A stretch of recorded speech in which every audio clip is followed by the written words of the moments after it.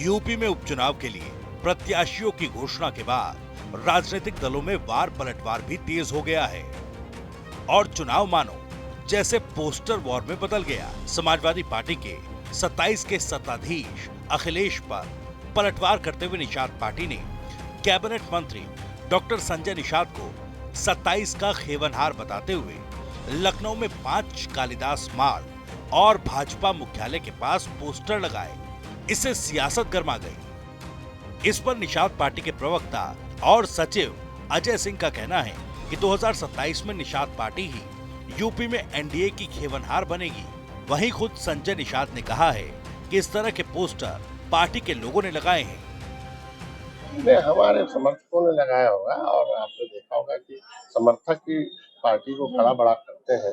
कार्यकर्ता दिल होते हैं, पार्टी के रीढ़ होते हैं, वो सीढ़ी होते हैं। उसी सीढ़ी से उतरकर हम उन्हीं के सहारे नीचे जाते हैं गांव में और वहां से हम वोट और समर्थन लेकर एक तरीके से सत्ता की चाबी लेकर हम उनकी समस्याओं के समाधान के लिए सत्ता तक आते हैं।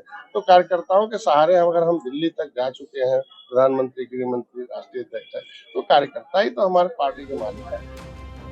वहीं शुक्रवार सुबह उपचुनाव को लेकर उप मुख्यमंत्री ब्रजेश पाठक के साथ की गई प्रेस कॉन्फ्रेंस में संजय निषाद ने कहा कि हमें एनडीए में सीट नहीं बल्कि जीत चाहिए। निषाद समाज को हक चाहिए। बसपा सपा ने आरक्षण के मुद्दे को लटकाए रखा।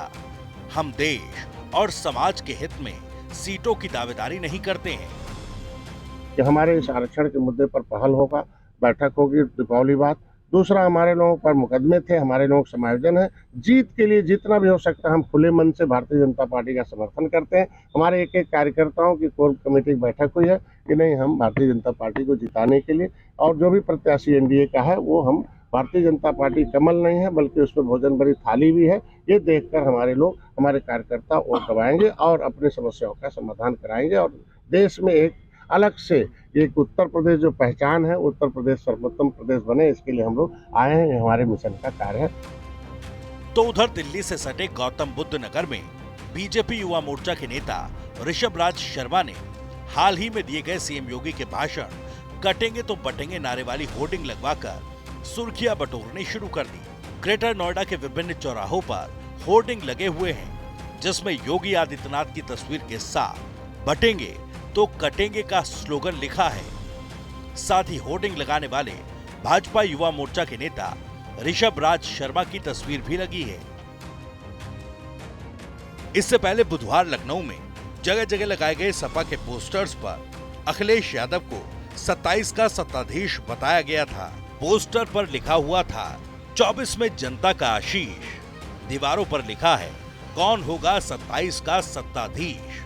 पोस्टर में दाहिनी तरफ अखिलेश यादव की तस्वीर लगाई गई। हालांकि उस पर बीजेपी ने पलटवार करते हुए उसे शेख चिल्ली का सपना करार दिया। शेख चिल्ली हसीन सपने देखा करता था और ये सोचता था कि उसके सपने पूरे हो जाएंगे। लेकिन राजनीति में शेख चिल्ली जैसे हसीन सपने देखने से सपने पूरे नहीं होते हैं, बल्कि आपको जनता की संवेदनाओं के साथ जुड़ना पड़ता है, जनता के लिए काम करना पड़ता है। केवल जाति और मजहब के समीकरण गढ़ के अपराधी और माफियाओं का साथ लेकर के चुनाव नहीं जीता जा सकता है। 2017 में भी सपने देखे थे, 19 में भी देखे थे, 22 में भी देखे थे, 24 में भी देखे थे। अभी 27 की चिंता ना करें। उत्तर प्रदेश में उपचुनाव होने वाले हैं, पहले उपचुनाव की चिंता करें। ये उपचुनाव के परिणाम ही उनके सारे सपनों को चकनाचूर कर देंगे। कुल मिलाकर उपचुनाव से पहले लखनऊ में लगे निषाद पार्टी के और गौतम बुद्ध नगर में लगे बीजेपी के होर्डिंग्स को बुधवार को लखनऊ में लगे समाजवादी पार्टी के होर्डिंग्स के जवाब के रूप में देखा जा रहा है। आपको बता दें कि 9 सीटों पर उपचुनाव के लिए 25 अक्टूबर को नामांकन खत्म हो चुका है। 13 नवंबर को मतदान और 23 नवंबर को परिणाम की घोषणा होगी। लेकिन उससे पहले पोस्टर वॉर के जरिए चुनावी नैया पार कराने की कोशिश की जा रही है।